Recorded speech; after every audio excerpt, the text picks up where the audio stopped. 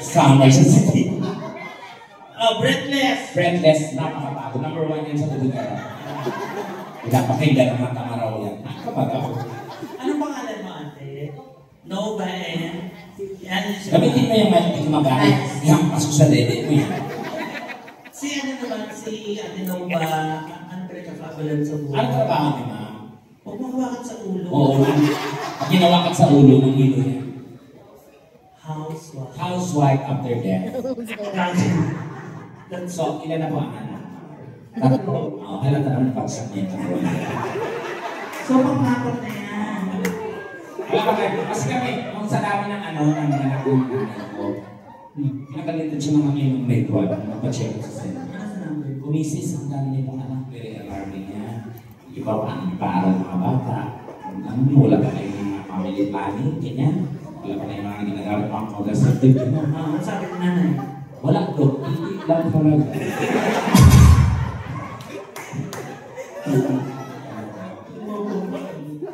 lang talaga. Si Ate Nova naman, ikaw naman ang word.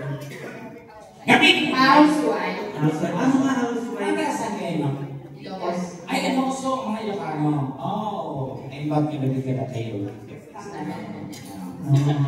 Ay, so. Pero sa lahat talaga ng mga Ilocano talaga the best. Bakit? Ang sarap nila magluto. Simpleng gulay lang. Oh.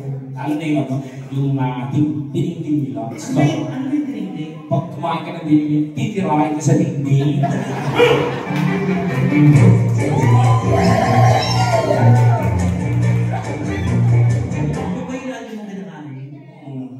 Dinding. Ito pa kung lagi sa dinding siya. O, anong pinaka-specialty mo na sa Canada? Hindi mo maghawak sa ulo. Sabi ng ilan na, di ba? Sa ulo ka na naman mahawak. Ang ano yung dede na talaga dyan, ma'am? Nalilito ko eh. Kasi kung lagay mo ang puto ng dede, dede. Parang may isang susong pinubuan na. Naming dede. Pero kaysa isang normal ng mga may malaking bumper. Kasi pag sobrang, mas maganda yung ano, mas maganda yung medyo regular na. O, kaysa sobrang laki, di maganda. Prone sila sa cancer. Ayaw mo na laki. Mga ganun mo na. Yung term niya is yung Garibaldi. Ang Garibaldi? Yung grabe yung libag sa ilalim ng ito. May pinsan ako ng level, parang mga ganyan may mga patay ni Higgs. Oo. Bakit nahiga siya nito? Kumalat yung bilhin nito. Ginangihan ng pusa. Akala makating mo. Pero may mga advantages din ako ba yung mga... Pag tinatanong ba yung parang wakang kanto niya? Respect din ka. Respect ka. Napapag-breast pack din ko kayo. Breast pack. Asa na husband mo? Ay, nasa Dubai. Kailan ko. Kayo po, Ate Mats. Yung totoo. Yung totoo. Sige. O paano yung sa Dubai? Paano yung sex life nyo? Pitit-pitit na lang. Kasi minsan guys, at first ako nag-work ako, kaya may yung mga naglulong.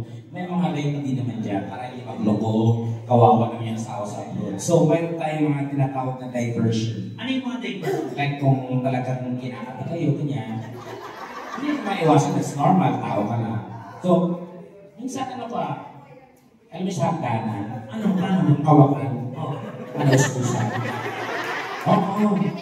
Oo, sweet circle sa dulo. Pero yung panuslusan mula sa taas, lagyan mo ng used oil. Used oil? Yung pinagpintuhan ng gulong ko. May mga mata-mata pa.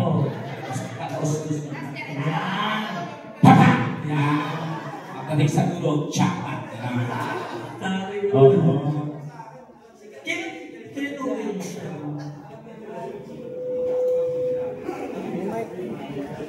Lipat nga kayo dito sa ito. With my occasion, umuwi. So, umuwi siya ngayong Christmas. Next year. Next Para year. sa graduation. O kasi, alam mo, pag babae ka, dapat ano, kung hindi naman kawalswipe, pag nanganak kasi minsan, nasisira na yung figure, di ba? Pag mag-asawa kasi kayo, i-maintain yung figure nyo, mag-diet kayo, ganyan. Kasi Pressure sa... one thing niya na nagluloko yung lalaki dahil sa kanya, kung baga nakilala, niligo kayo isang lalaki nung start na nagkilala kayo, kailangan ma-maintain mo yun. Yung pag-ganyan, di ba? Malilito na yung asawa ko siya. Paano malilito? Siyempre, hihimas. Sasakupin natin niya. Pag-iyan na kami. Dami mo nang natin. Hindi na pwede. Oo. Sa puso ng dede pa lang. Ilang oras na yan. Kagaling sa pepper mo, next week na yan. Nakaano doon sa hawak mo. Kaya, dapat pininitin mo.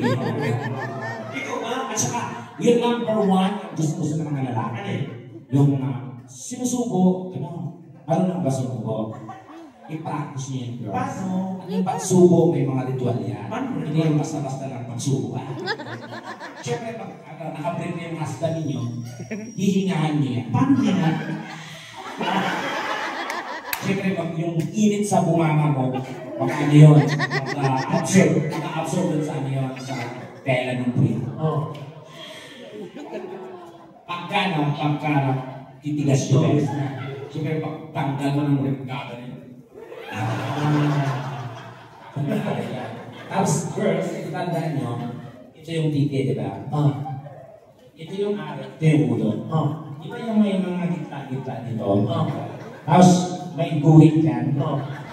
Ang tawag doon, equator. Kaya, girls, andito yung sensation ng lalaki. Sa pinaka guhit na yan, doon, dilaan niya yan. Oh. Papunta ng pateros. Alam niyo pateros? Ano yun? Pagsakan ng itlog. Huwag na huwag kayong magpas sa pateros. Bakit? Purgatorio yun. Maangot-angot.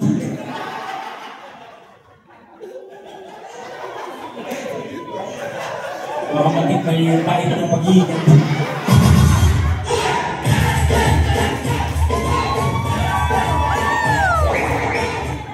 That is normal. Kasi kailangan magiging poke ka sa boyfriend mo. Ano ba yun? Ano dapat po? Kaya sa mag-iiyak ka rin ang lolo mo yung husband mo, di ba? Wala, nasa iyo ang pagkakamali. Ganyan, katulad sa pag sinabi subo ka, no? Walang art-art. No, bakit naman kasi pagsunod, yung lalaki gusto na pasok, sige, may ulo sa mga. Pwede ba ito? Yan yung mga sa labas na kayo. Nasa kusina. Sa labas na kayo. Kaya kanina to, Kensa na ito niya. Subo. Yung mga concern ng lalaki dapat inaano binibigyan niya ng malagayan. Kasi, di ba, so may natutunan ka. Oo, binatutunan daw siya. Sa yung equator ha. Doon lang. Hanggang paneros lang tayo. Okay. Oh. Sige, kanta na kayo. Ubus na oras nyo. Next guest na tayo. Dala-dala mo kasi. Ay! Tayo-tayo mo. Talaga, hindi lang yung pindil. Nilayan ko yung sa'yo. Ay! Ay, tininahan ka Kaya dyan. ako, kinanayo. Hindi ka nalugi dito. Bakit? Ulo ka lang, busog ka na. Ah! Tinga na lang kulang ito, may tuka na to. Ba't ano ba yan? Wala kayo. Ay! Laki! Payan pa lang yan. Nandito yung karugtong. Shit, ito yung ulo. Okay, punta na kayo. Kanta na kayo. Kanta na kayo. Kasi, ulit mabuhay. Ino. Mababalik ako yung sa pambuhay. Sakit na. Hello! Asan ka ba? Sino ba yan? Sa bahay. Sino maingay dyan? TV! Patayin mo nga. Yung... Kita tayo may TV. Patayin. Siya. Okay. Sabay natin patayin yung phone ha. Okay. Ready? 1, 2. Yee!